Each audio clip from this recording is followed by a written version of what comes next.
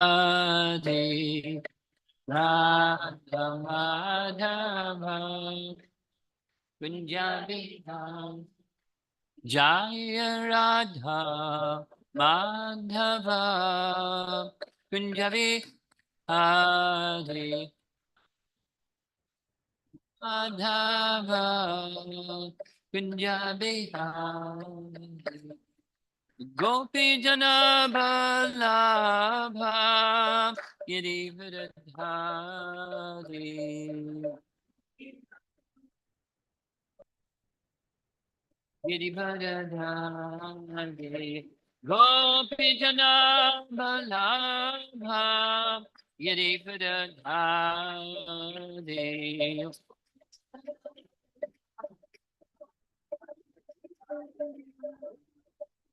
Jasodanandana Brajajanaranjana Jasodanandana Brajajanaranjana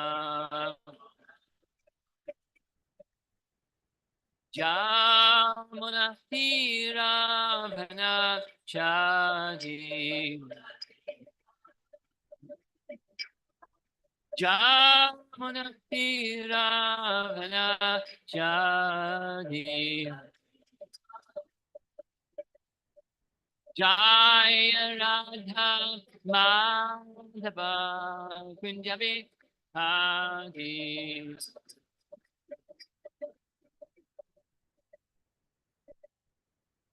Jaya Radha Madhava Kunjabi Hare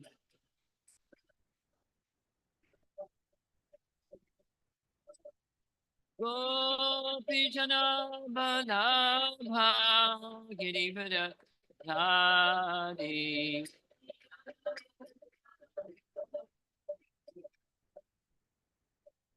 Gopi Jana Balabha Girivara Hare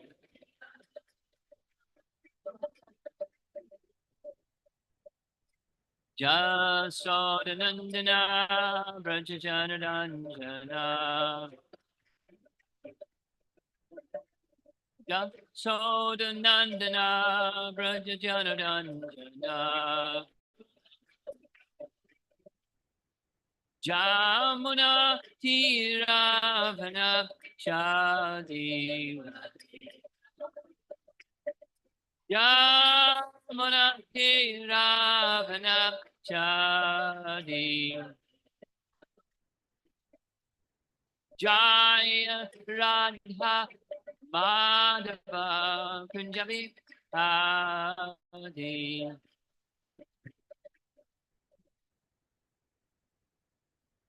Jaya Radha Madhava Kunjabi Hadi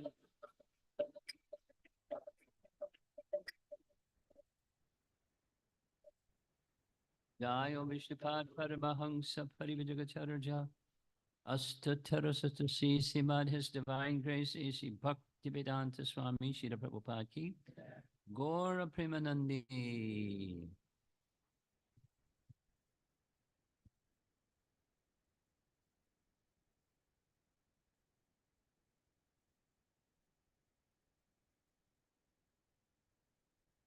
If you're a parent and you have a restless child in the audience, please do the needful when they get restless, because I'm a sannyasi and I'm not used to it. And I don't want to get used to it. Your householders, you're quite comfortable with chitter chatter and jumping around, and you get the picture. Now, three things. I've never, I can't remember ever having attended a Sunday program where the housekeeping comes first. The announcements and the festivals and the this and the that and the sponsorship and da da da da da. It's the first time. It's interesting because a lot of people that come later, you miss all those people that came later if you do it the beginning instead of at the end.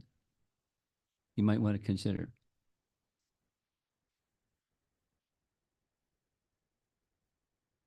Second, I prepared a topic that I thought would be for an experienced Sangha.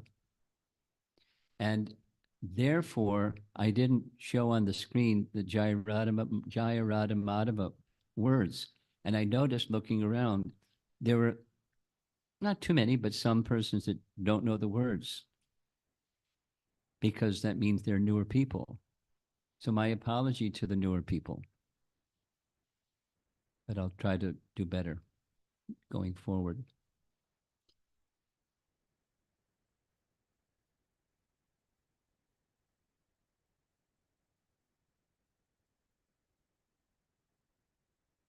I'll wait till you're done. Go ahead, do your thing.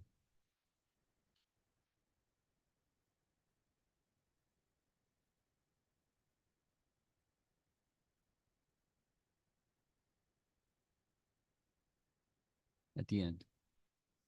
See all the people coming?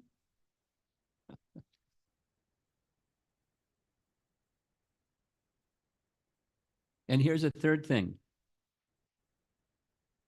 Srimad Bhagavatam.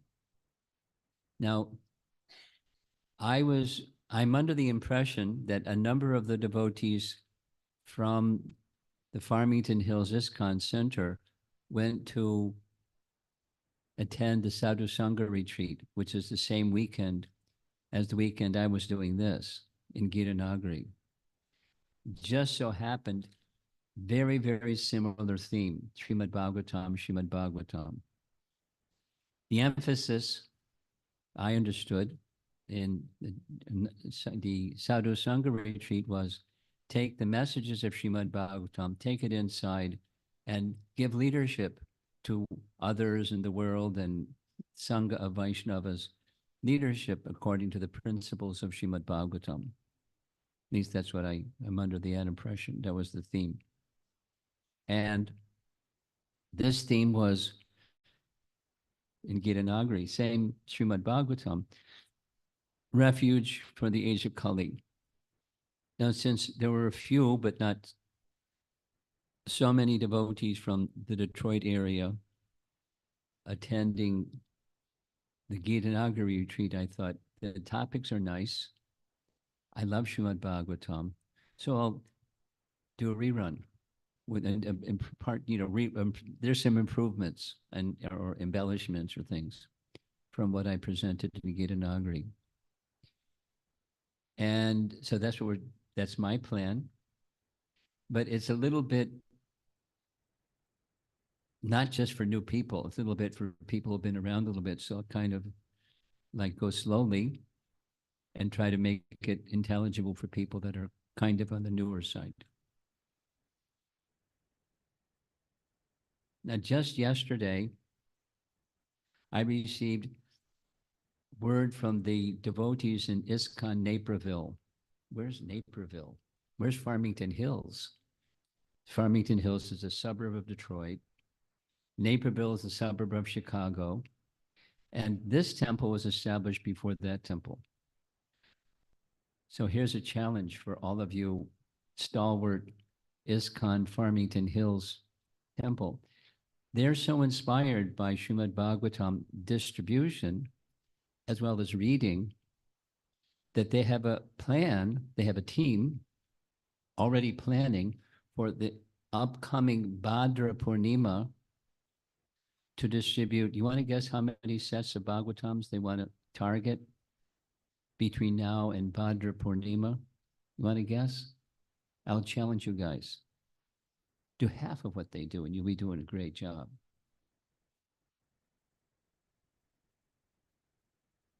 They're doing 500. Last year they did 400. This year they're doing 500. And I told Vaisheshik Prabhu, and you should have seen him dance. Vaisheshik Prabhu was our book distribution minister for North America. Now, the temple that he's connected with, they're They're in six figures. They're amazing devotees.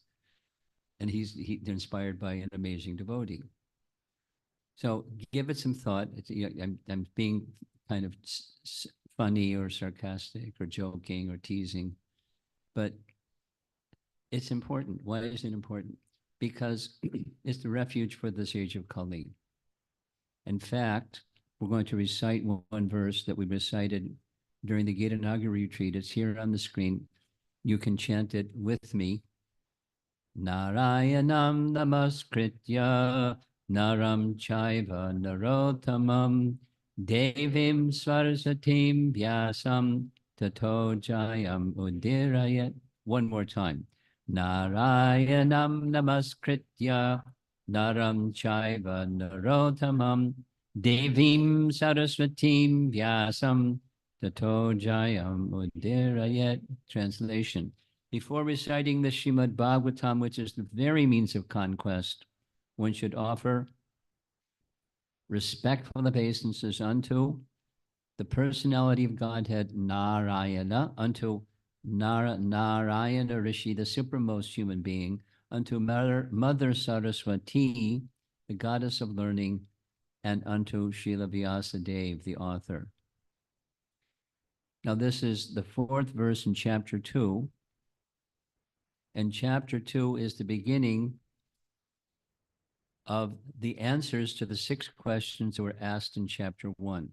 Those of you not familiar with the Bhagavatam, this is a little overview of how the structure of the Bhagavatam works.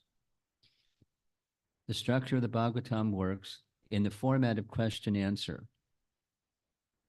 There's a person questioning, that's the student, or the disciple, or the one that wants to know, and then there's the one that knows, responding to the questions asked by the one who wants to know. In this case, the speaker in Canto 1, Chapter 1, is Sutta Goswami. Sutta Goswami is the son of Romaharshan Sutta.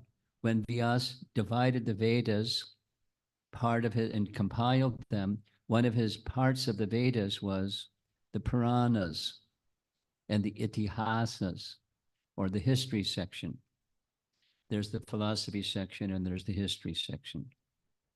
The history section explains and gives examples illustrating the philosophy section. They go perfectly well together. It's not different teachings, it's just the format is different. So Romaharshan Sutta had a son. He was entrusted by Vyasadeva to that vast body of literature, and he tossed that vast body of literature to his son, Sutta. And Sutta was in the audience when Srimad Bhagavatam was spoken for the first time. So the first canto is largely Sutta speaking, basically what he heard from Shukadeva. So it's a retelling of Srimad Bhagavatam in the format of questions and answers. So since he, Sutta, heard the entire Srimad Bhagavatam, the sages were really enthusiastic, not kind of casual, enthusiastic to hear what he heard. To hear what he heard, they asked questions. Like, now, what did you hear? But the first question, which we're going to be discussing this evening, this midday, afternoon, is the Vedas are very, very, very vast. Could you please summarize the essence of that vast body of Vedic wisdom and how to achieve its purpose, how to achieve that essence? Good question, isn't it? Good question. So yesterday, I visited 2 places, Lansing and Grand Rapids, and we talked about the first part of his response, Sutta's response to that question. And now we're going to another level, but it's still the same question. And it's an important verse from Canto 1, Chapter 2. text 18. And we'll chant this one responsively. Nashta prayeshu abhadreshu nityam bhagavata sevaya bhagavati uttama shloke bhaktir bhavati naistuki. One more time. Nashta prayeshu abhadreshu nityam bhagavata sevaya bhagavati uttama shloke bhaktir bhavati naistaki. So in this verse, there's several very essential terms. The last word is naistaki, or attaining the stage of nishtha. There's a stage before nishtha, which means steady. It's unsteady. Unsteady come before steady.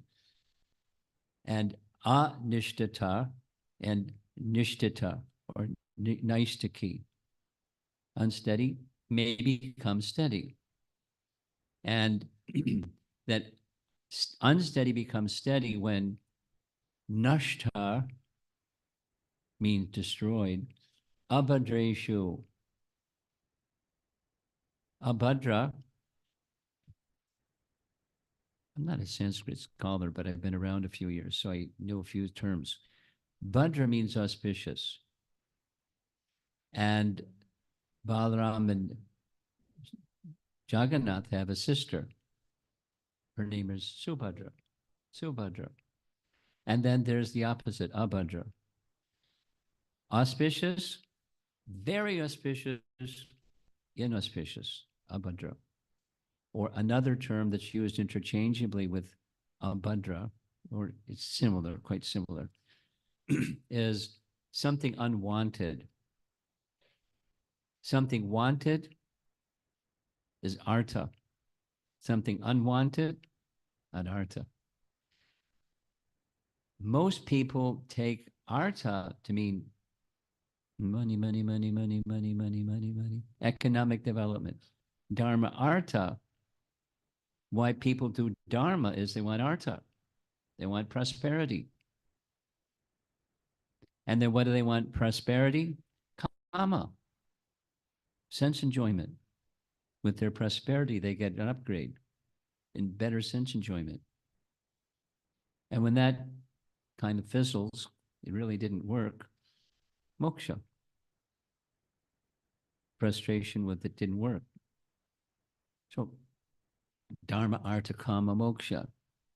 These four are elements, standard approaches that people take to the Vedas. But there's a fifth approach, and that's become free from artha and free from anartha. You're squeaky clean. And then there, in the mid between nishtha and abhadra, there's a third word that's prayeshu. Prayeshu means almost to nil. Now, bhakti has the power to destroy up to nil, but this is describing a stage of bhakti. One of the stages of bhakti before there's perfection, there's steadiness. When the stage of steadiness is there, it's like the mode of goodness. According to Bhagavad Gita, even when the mode of goodness is present in someone or something, there's a mixture of the lower modes, tama and rajas. Traces, at least, residual traces.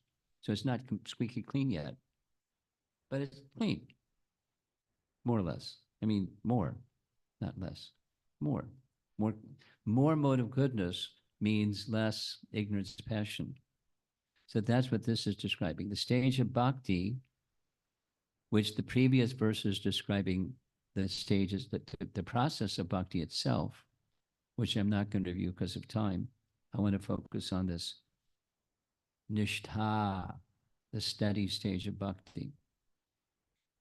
And the method, Nityam Bhagavata Sevaya. Nityam literally means always, and the graceful always is regularly or every day. Or in Rupa Goswami's language, Audinam, every day. Like you brush your teeth, you take a bath, probably in reverse order. And then you make the outside, you put on clean clothes. You do the outside, then you do the inside.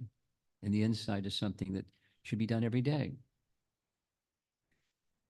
Audinam, every day, every day, every day. Nityam Bhagavata Sevaya. Sevaya, we all know, it means service. And Bhagavata is derived from Bhagavan. There's just like Krishna's father's name is Vasudev. So Krishna's name is Vasudev. This is a Sanskrit rule. So Krishna is Bhagavan, and that is, which is in relation to Bhagavan, is Bhagavata. So there's two Bhagavatas. The book, this Srimad Bhagavatam, is Bhagavat Purana. And then there's the person who lives their life according to the Bhagavata. So Nityam Bhagavata Sevaya, Bhagavati, in relation to Uttama Shloka. Uttama Shloka is a nice word. It's one of Krishna's names. Shloka, we all know, verse or sounds. Sound, one who is glorified in the best way. Uttama Shloka. Uttama, topmost. Uttama, above Tama. Uttama Shloka. Bhaktir Bhavati Naishtaki. Bhavati means like the French word, voila. Anybody knows French? When I was in high school, I took 5 years of French. Even before I was in high school, I was taking French. Voila. So be it. There it is. Voila. Bhavati. Bhaktir Bhavati Naishtaki. Bhakti comes just, voila. Bhavati. It just, bhakti is within, but we want not just bhakti within, we want bhakti all around to come out and be part of our personality, part of our experience of life, part of our way of interacting with other people and other things, the world around us. Bhaktir Bhavati. How does that happen? Bhagavati Uttama Shloke. Nityam Bhagavata Sevaya. So here's the translation, Prabhupada's translation. By regular attendance in classes on the Bhagavatam and by rendering Bhagavata Seva, service to the pure devotee, all that is troublesome to the heart, that's the abhadra stuff, unwanted stuff, all that is troublesome to the heart is almost completely destroyed. Keep going, it becomes completely destroyed, but it's a stage. Nishtha stage or Naishtaki stage, almost completely destroyed. And loving service unto the personality Godhead who is praised by transcendental songs, Uttama Shloka, is established as an irrevocable fact. That's this Naishtaki. It's a stage where there's still traces of Tama and Rajas. There's still traces of Abhadras, but Bhakti is so strong, they can't act.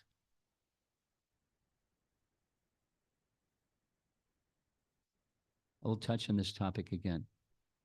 There's still traces, but they can't act. So now, we're going a little bit, another level, same message, but another level. This is a verse from Chaitanya Charitamrita. And some of you know the verse. If you know the verse, you can say it with me. Sadhu Sangha Nama Kirtan Bhagavat Shravan Maturava Sri Murtiya Shraddhaya Shrivan Sakala sadhana shrestha e pancha anga, Krishna prema janmaya e panchera alpa sangha. Alpa means a little bit. Alpa. Like people are less intelligent. They're alpa medasam. Alpa, very little. So a little sangha, even a little. Here's the translation. This is a verse by Krishnadas Kaviraj describing 5 very important activities in bhakti, starting with association with advanced devotees, Namakirtan, chanting Harinam in their association. Because what do you do with sadhus? You do with sadhus what sadhus do. That's called Bhajana Kriya. Or Namakirtan. And we'll hear Nama Kirtan doesn't mean only Nama. It's all the other limbs, but most prominent of them is Nama. We'll hear. We'll say it. There are different recommended activities for all of us. And any of the 9 processes of bhakti are recommended for any one of us. And, not but, and most prominent of those vidhis for a Vaishnava is Namakirtan. And in these 5, Sadhu Sangha, Nama Kirtan, Bhagavat Shravan, it's like a spear that has a tip. And it's the tip of the spear. And behind the tip of the spear is the shaft of the spear. But this tip of the spear enters first. And then comes everything else. That's how Prabhupada started the Hare Krishna movement. Really simple. Really simple. I mean, prasadam, but just chanting Hare Krishna mantra. I have one of these little recording, not playback devices. Maybe you've seen them, about this big, the red. You can get them in any shop in Vrindavan.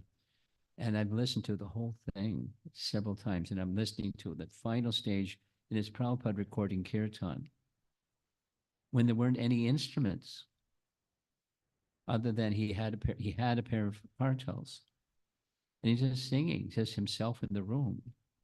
And then gradually there's people that are responding, and then gradually he's having someone else lead, and he's responding, and then they have instruments. So it's like a progression of the recordings. But it's how the Hare Krishna movement began. That's why it's the Hare Krishna movement. It's not instead of something else. The Hare Krishnas.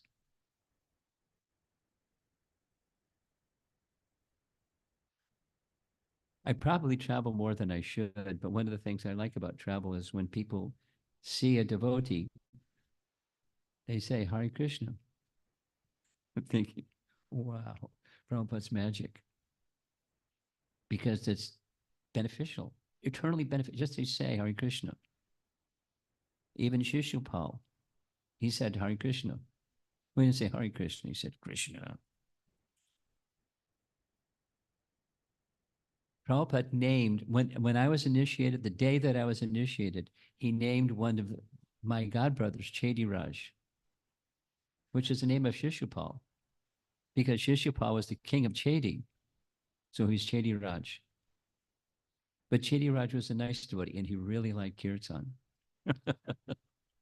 He was like, anyway, back to verse.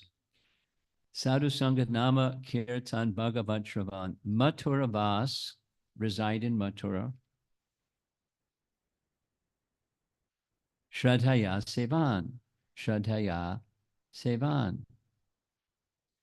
And worshipping the deity, Sri Murtaya, Murtira Shraddhaya, worshipping the deity with faith.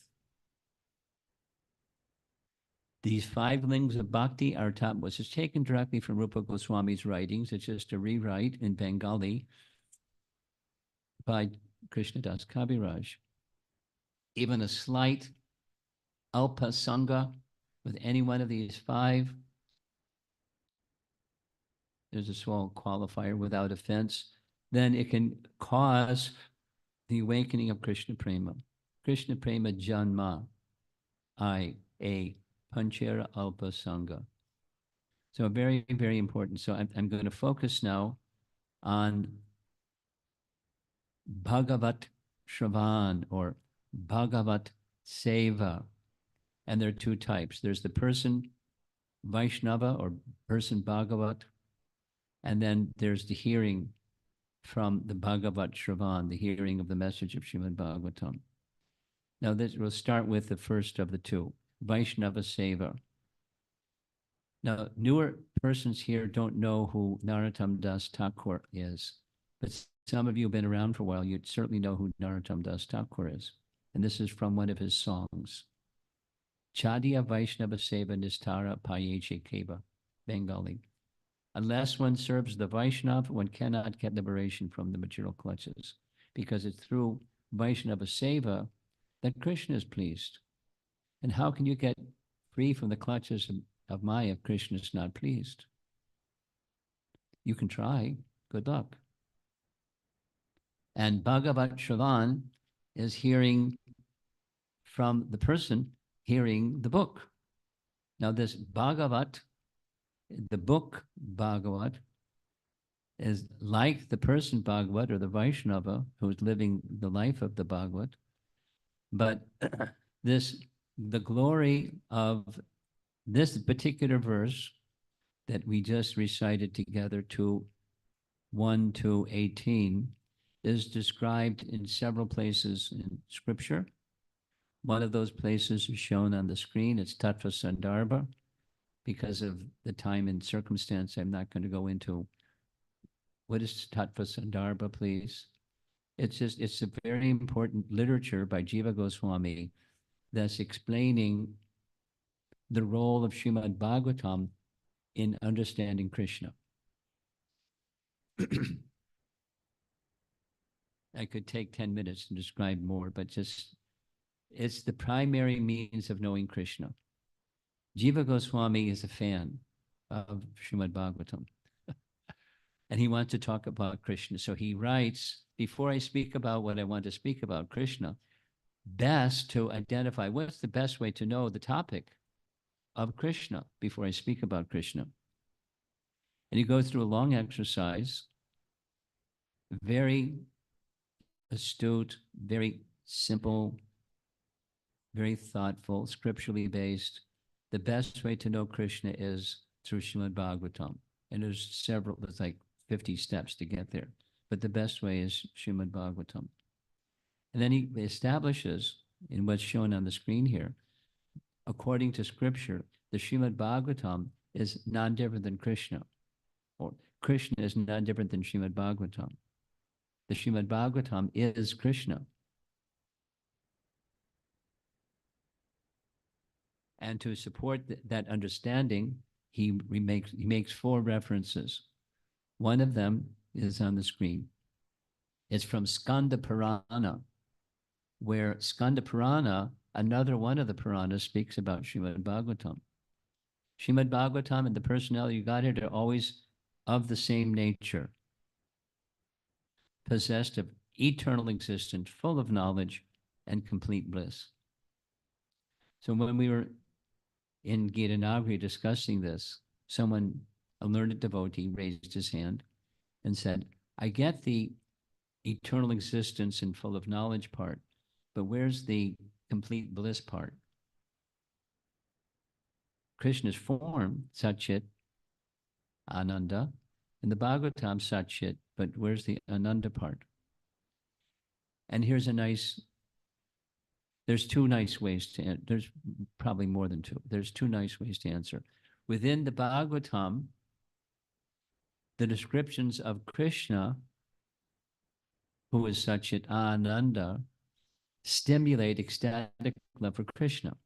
So when ecstatic love for Krishna is awakened by the messages about Krishna, then one experiences Ananda because it's built within the topics of Krishna. Therefore, complete bliss. And Bhaktisiddhanta Saraswati Thakur has written, when we find emphasis on the importance of chanting the name, Nama Kirtan, he establishes that Nama Kirtan must be accompanied with Hari Katha, just like we don't worship Krishna without Radha. We don't worship Ram without Sita. We don't worship Narayan without Lakshmi. We don't worship the name without Hari Katha, because that's the feminine counterpart of the name. The name is masculine, and the feminine counterpart is the Vedas or Hari Katha.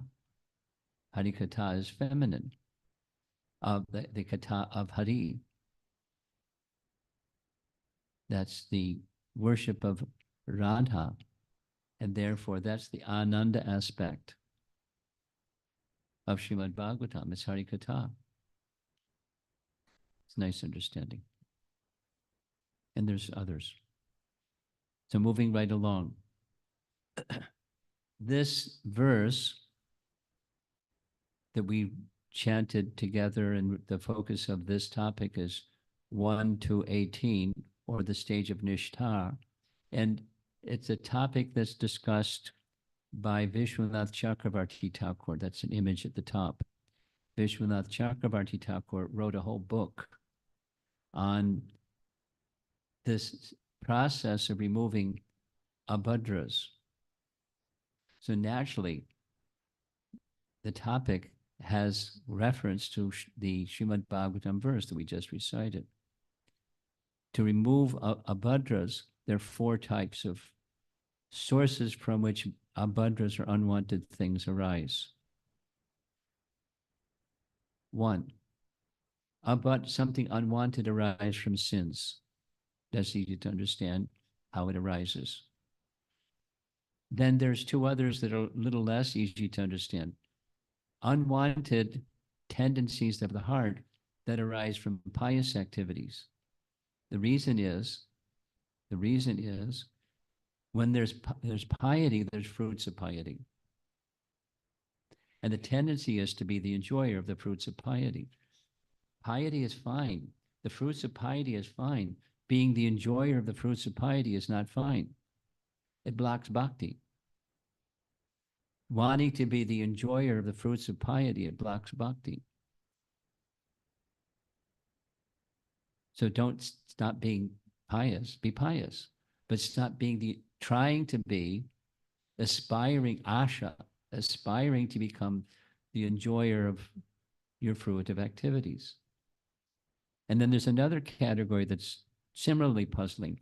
Bhakti that's successfully performed. What happens when bhakti is successfully performed? People pat you on the back, or they call you up in front of the room and say, let's hear some Hari Bols for this Prabhu, because he just cooked such a nice feast, or he ran such a nice Rath Yatra festival, or he's the organizer of the temple, and he dressed the deity so nicely. Let's be a big Hari Bols. And this boy was thinking, yes, now I'm getting recognized. That's very nice. Labha Puja Pratishta. It's not, how Vaishnava should act with another Vaishnava is to recognize them. And the one who's thinking, yes,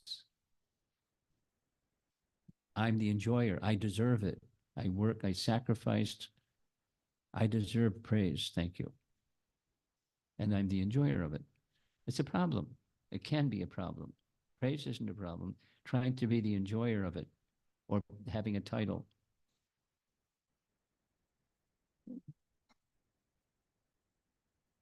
So those are 3. Then there's a 4th one. Then the 4th, from which unwanted things or anarthas arise, is offense. Aparad, aparadha. And here's the breakdown of the Sanskrit word aparadha. Apa, that which drives away, and radha, not radha, but radha. One desired perfection is driven away by aparadha.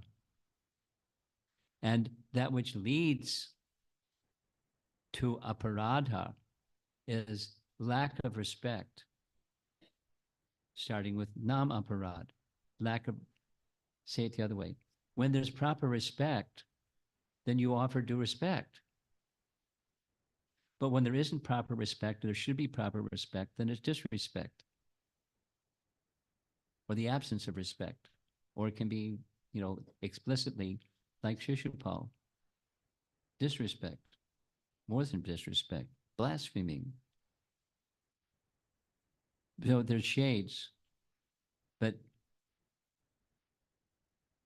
aparadha is induced by anadara. So Rupa Goswami, some of you like to read Prabhupada's books. So you'll like this one if you like to read Prabhupada's books. In Nectar of Instruction, Prabhu, yeah. You know Nectar of Instruction? Have you taught it or you studied it? You're studying it. Okay. Text number 7 of Nectar of Instruction speaks about not having a taste for the holy name. In fact, it tastes bitter. Like someone that has jaundice, they take something, rock candy, mishri, and have you had jaundice before? I've had jaundice before. And it's true. Rock candy tastes bitter. Rock candy's not bitter. Rock candy is concentrated sweet. But you take rock candy when you have jaundice. That's mild bitter. Depends on how severe your jaundice is. But that's the cure for jaundice. It's one of the cures. Just take rock candy. It tastes bitter. So similarly, the chanting of the holy name, one may not have a taste for the holy name, the sweetness of the holy name. But if you continue taking the medicine, and there's 2 qualifiers, adjectives, adara. Read Nectar of Instruction, text number 7. The 2 things Rupa Goswami recommends is adarat. It's a certain grammatical construction with respect, or the way Prabhupada has translated the word adara is carefully. But you do something carefully because you respect that something without elaborating. Respect and every day, audinam, those 2 adjectives. You take rock candy not just once, then the thing is cured, but it takes a while. And if you're not respectful when engaging with something that's transcendental, it could be a Vaishnava aparad becomes namaparad. And when there's aparad, or that which drives away one's desired perfection, that's a problem. And it can be situated in the heart, and it's much more difficult to get rid of than sin or piety, fruits of piety, or devotional service nicely performed, and the fruits that come from devotional service nicely performed. It's insidious. Beware of aparad. And here's the same person, Vishwanath Chakravarti Thakur, has written his commentary on the entire, every verse in the Bhagavatam, and from his verse in the Bhagavatam, his commentary, aparads are weakened as one progresses towards the nishtha stage. That's our topic for this class, the nishtha stage. Gradually, not all at once, but one has to do with respect every day for a period of time. Take your medicine. That's the proper is not just chant, but chant with due respect. Every day, and hear the Bhagavatam every day, and serve the Vaishnavas every day. And gradually, the aparad becomes weakened. And that's the nishtha stage. Gradually, up until the weakening continues up until the mature bhava stage. When sadhana becomes matured, it moves from sadhana to bhava. I'll say it again. Some of you like reading Prabhupada's books. And one of those books that Prabhupada wrote was a summary study of Rupa Goswami's Bhakti Rasamrita Sindhu. He called it Nectar of Devotion. There's 3 topics in Nectar Devotion: Sadhana Bhakti, Bhava Bhakti, and Prema Bhakti. So Sadhana Bhakti is complete when all unwanted things in the heart are gone, like not mostly gone, but completely gone, squeaky clean. And what happens next is the stage of bhava. So the weakening of unwanted things goes right up until the cusp of the bhava stage, and then squeaky clean. And then you're flying. Not just taking flying lessons on the ground, simulated, but you're flying in the stage of transcendental ecstasy, not just happiness. I feel good. It's ecstasy. But the ecstasy is not, it's subjective, but it's no longer about me. It's about the object. As long as it's about me, you're stuck, unfortunately. And one more point.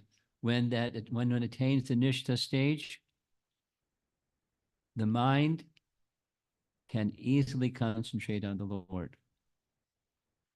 Now, just two more points and I'm done. You will see if there's discussion. So get ready for the discussion part. This very same verse is discussed in Bhakti Sandarbha. What's Bhakti Sandarbha? It's one of the 6 Sandarbhas we saw before the cover of Tattva Sandarbha. So this is Bhakti Sandarbha. It's one of the 6. And in one of the 6, Rupa Goswami makes reference. It's Bhakti Sandarbha number 13 in this book pictured here. It's Bhanu Swami's translation, the cover of the book. Text 13, he refers to the same verse that we recited. It's an important verse. The Nashtaprayeshu Abhadreshu Nityam Bhagavata Sevaya.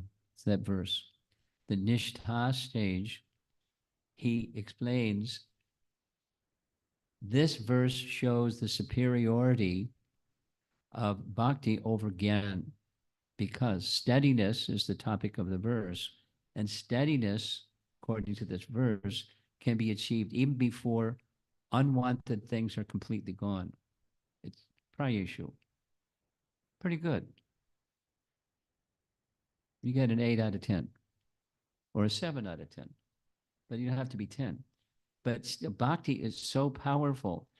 It's so powerful that even there's still residual tendencies within, they can't act because bhakti is over powerful. So much light from bhakti that the darkness can't act. As opposed to the gyan process. And the gyan process, he explains, that for steadiness for a jnani to be achieved, such a person to achieve liberation, to achieve that state, then that all unwanted things of the heart have to be completely taken away. But bhakti, that's not so. It's a stage where it's not completely gone, but bhakti is so strong, it's unimpeded. It removes the influence of the residual tendencies. I hope it's clear. And last but not least, this is, again, we're going back to Tattva Sandarbha. And remember what Tattva Sandarbha is doing. Jiva Goswami is establishing if you want to know Krishna and speak about Krishna, you have to know Bhagavatam, because it's the best authority to know the subject, Krishna. So Jiva Goswami, again makes reference to this 1 to 18 verse, the Nishtha verse from the Bhagavatam, and says, those who are doing that, then again making reference, indirect reference to Rupa Goswami's writings, with utsahandishchaya daryat, or enthusiasm, patience, and firm conviction, they continue and continue and continue hearing Srimad Bhagavatam, removing unwanted things from within the heart, and then the nishtha stage can be achieved, where almost all of the unwanted things are gone. And then one can be steady. Steadiness in bhakti. Just by practice, one can reach this steadiness stage. Before the steadiness, there's unsteadiness. You're wide awake now. Ghana tarla is a stage of unsteadiness. Thick and thin. Like a sine curve.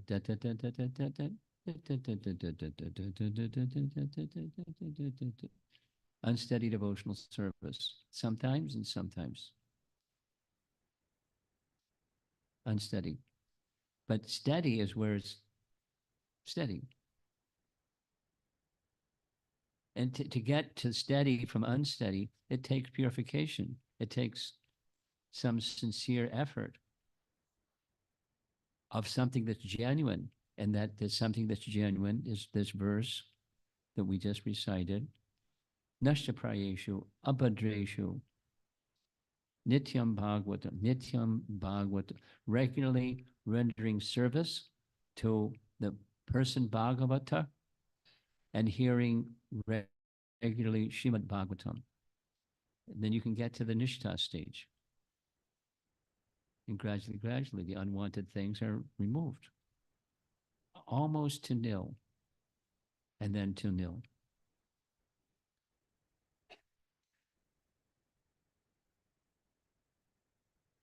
He then goes on to describe, in that nishtha stage, very shortly thereafter, there's stage and attachment, and bhava, bhakti, follows naturally.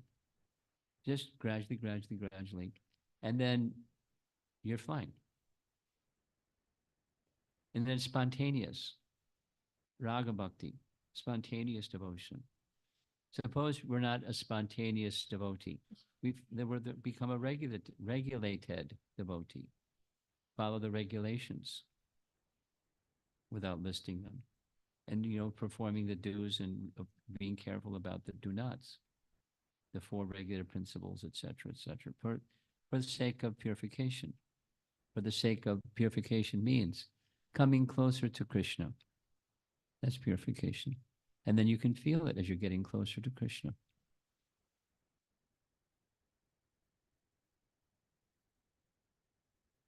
There's unsteadiness before it's steadiness. So it's sometimes feeling more, sometimes feeling less. But stay with it. In good association, nityam bhagavata sevaya, you're on the right track. So let's see if there's some discussion. I've probably gone over time already. It's 2:00. What time am I supposed to end? 15 minutes ago? Huh? 2:15. Okay. Hare Krishna Maharaj. Thank you very much for the wonderful narration. Maharaj, I have a question. The fruits of piety, you said like somebody is getting glorified. I know we should not take it, but sometimes personally, I feel embarrassed when that glorification is done because I know what I am. So how one should take? I heard that it has to be passed on to Guru, but is there a reference for that, and how one should take it? Credit should go to where credit came from.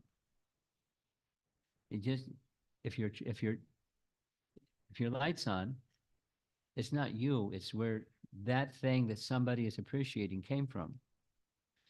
Guru, Sadhu Shastra, Krishna's mercy, it's all Krishna's mercy. Krishna takes away look at Arjuna. He couldn't even stop cowherd men from protecting the queens as they're going back to Hastinapur. Because his power to protect came from Krishna. So Krishna takes the power, he can't do anything. So you can think of so many examples, but it goes to the source from which this something that somebody is honoring.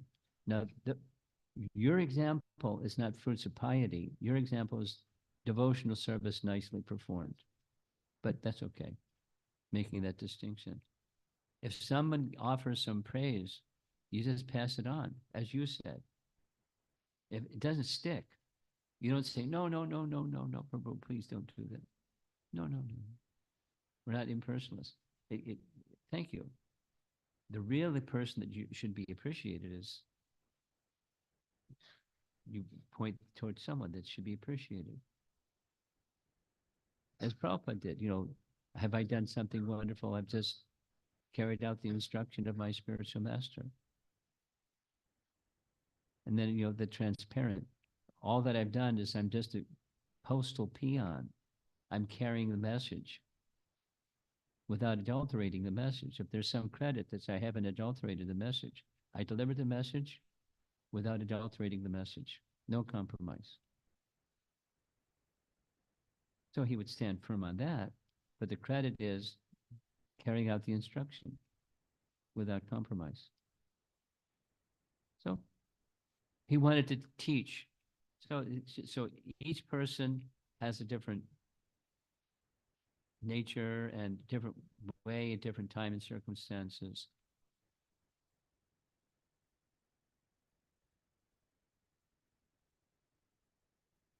Credit goes to the person who is offering the praise or to the person. It doesn't stick. That's all.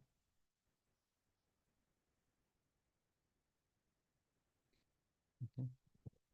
Something else. Maharaj, really grateful to you for going so insightful about Srimad Bhagavatam. I love especially- Srimad Bhagavatam. That's my excuse. I also want to get there someday, Maharaj, by your mercy. Just keep reading it in association of devotees. Go ahead. Maharaj, you beautifully mentioned about the stage of Nishtha. Please forgive me for my lack of understanding. You beautifully mentioned saying that the unwanted things are not completely gone. There are some traces of it, but they are not affecting. Like the darkness is not affecting. Yes, light. I was just thinking about the example about Bharat Maharaj. He was even beyond Nishtha stage. Yes, he was. But he got attached to a deer. Yes. So how's the darkness is affecting him when he's already He beyond made a Nishtha? choice.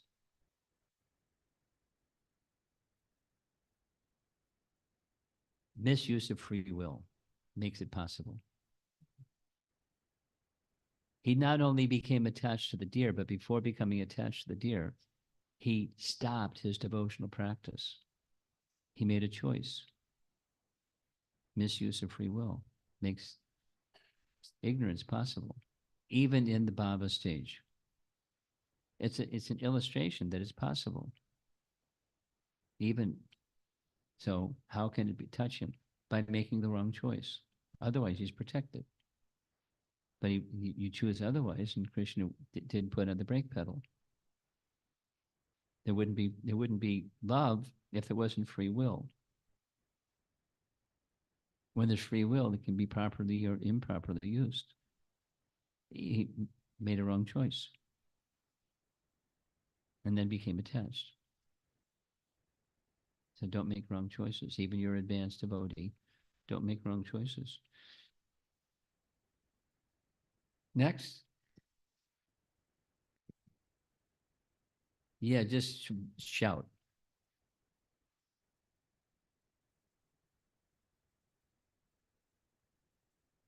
Praise and appreciation, and what's the difference? How as devotees, because there's a need for appreciation sometimes. Speak into the microphone. There is a need, for appreciation just to keep us going, to keep that, it's like an encouragement. Yeah. So how do I identify, like certain times I want to make sure that I'm not going on this side of the line, but Well, you're less than perfect like most of the rest of us. So you're going to make mistakes this side and that side like the rest of us. So therefore, what to do? What to do is be genuine and recognize who you are, and to whatever degree you can recognize who you are, you can get a sense of who the other person is. And so not too much and not too little, depending upon who you are and the other person. And when you're doing that, you're monitoring, it's not disgenuine. You're just being, circumspect about who you are and who the other person is and what they can handle. But it's, the principle is encouragement. It's like a child. You want to encourage, but you don't want to just flatter them and butter them up and have them become, cuckoo. And they don't get praise, and then they start pouting and whining and misbehaving, and so they get attention another way. So knowing the other person, appropriate encouragement. It takes thoughtfulness to do that carefully. Now, where does thoughtfulness come from? It comes from Super Soul. Dadami Bodhi Yogam Tam. Intelligent people get intelligence from the source of intelligence. And then some other people don't get intelligence at all.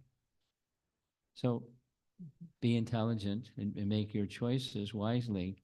And the center is Krishna is to be pleased. So here's me and here's the other person. I want to encourage them. I'm scanning the possibilities of encouraging them before just blabbering. I want to encourage, but I want to encourage in a way that it's going to have a good result. And you can't determine the result, because they're going to make choices based upon their mindset, etc. But you do the best you can, imperfect being that we are, that Krishna should be pleased. The end result is they become more enlivened to serve Krishna. It's just like the little thing that I did at the beginning, how many Bhagavatam sets between now and Bhadra Purnima. I mean, it wasn't sarcastic, but it was meant as an encouragement. You're a young, thriving, prosperous community, and you can do probably much more than, small time. And the purpose is not compete. The purpose is Krishna will be pleased. Purity will be achieved. The emphasis that I gave to this group is make sure that you have a plan for reading the Bhagavatam after the Bhagavatam sets go into people's home. Reading groups. Plan it with organizers that will facilitate. People don't have to, but it's an opportunity once they have the Bhagavatam set in their home to do something with it besides it goes on the bookshelf. Why? Because it's pleasing to Krishna and our disciplic succession.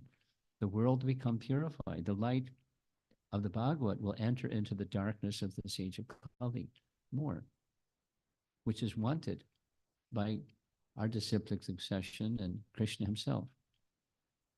That's why the Bhagavatam appeared at the beginning of this age of Kali. So with that in mind, so it's a little, I said it with the intention of encouragement. I didn't mean to like, na na na na na na.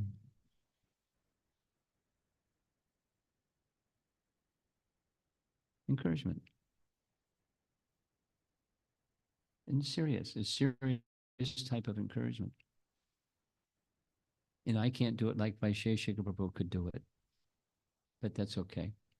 He does what he does, and I do what I do. And inspire, encourage to take another step in the direction of it. Some people are going to go to the Rath Yatras instead, and some people are going to go to the kitchen instead, and some people are going to go to the altar instead. Some people are going to go, I mean,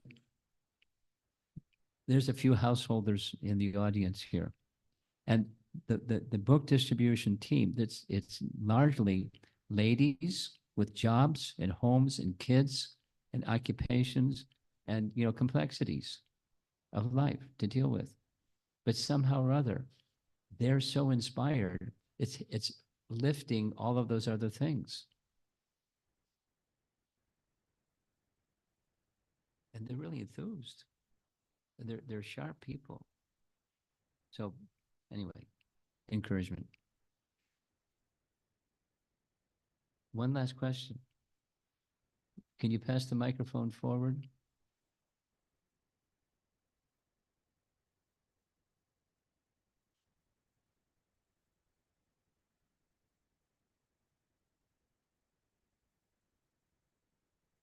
Thank you very much, Maharaj, for a wonderful class.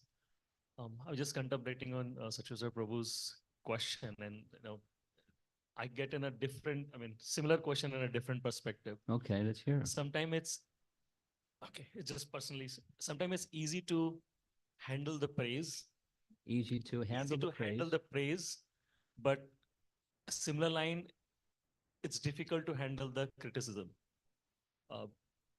So sometimes it does happen that, one is following the instruction, what's supposed to be done, but still on the process, you get criticism. So how to handle that? I'm ashamed of asking this question, but I thought it's the right forum to ask. It's Sometimes really it's simple. difficult. You smile. If you have shelter, the purpose of the shelter is not win friends, influence people. That's material. That's material. When there's the sense of contentment inside, you're contented inside. It's not based upon praise or, the duality of life, honor, dishonor, pleasure, pain, happy, sad. Duality is going to be out there. Horrible. That's a reality. And now, especially if you're successful, you're going to attract criticism. Guaranteed. It's just a rule. Prabhupada said it so many times. He experienced it so many times. He didn't ignore it, but he wasn't affected by it. And I'm going to send a document to Rasamrita, and he's going to send it to you, and you can do with it whatever you want with the community. But it's a document that was found on the wall of Mother Teresa. No, different persuasion, but effectively very fixed. And the whole thing is your question with 6 different options, sometimes and sometimes and sometimes. Be successful anyway. Do the right thing anyway. People will criticize you having an ill motive. Do the right thing anyways. Be successful anyways. After all, this is the punchline. After all, it's not between you and them, it's between you and God anyways. And that's the shelter. And when you have that genuine shelter, it's not dependent upon duality, praise or defamation, honor, dishonor. Srila Prabhupada ki jai. Rompad Swami Maharaj ki jai.